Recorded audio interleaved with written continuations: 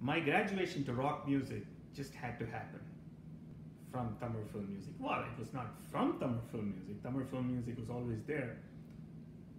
And I was playing songs of Ilayaraja and M.S. Vishwanathan and others with various bands. Even around the time I was 13, we had a band called Music Fusion and a few other bands. I was obviously playing with much older people. But at the same time, I also had friends who would turn me on to Western rock music and say, check this out, check Deep Purple, you know, the deepest purple, I remember that album, and check out Richie Blackmore. Tamil film songs are all okay, you know, you'll have guitar bits here and there, but you know, the statement for a guitar is rock. And I said, okay. So then I listened to it and said, man, it's just guitar all the time. So this is what I want to play, you know, I'll become a big star or I don't know what.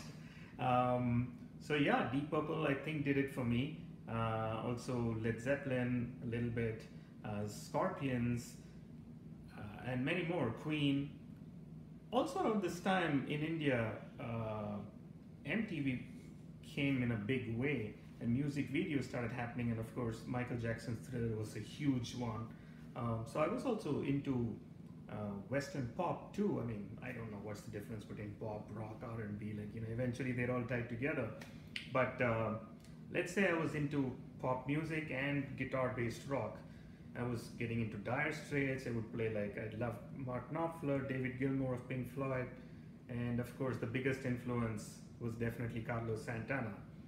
I had just joined this band called the 11th Commandment, and my friends at 11th Commandment exposed me a lot of Santana's music, and we used to play so many Santana cover songs.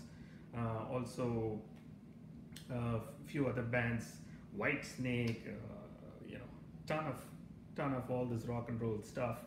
And as the years progressed, I was getting into progressive rock quite a bit. I loved Yes. I was hearing a little bit of Emerson, Lake and Palmer, and that kind of stuff.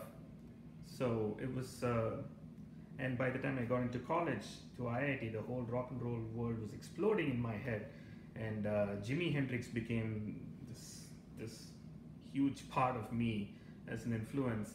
And Brian May of Queen, and you know, many other rock guitar players. So rock music has always been there for me, and I think it'll never go away. I'm always a rock and roller at heart.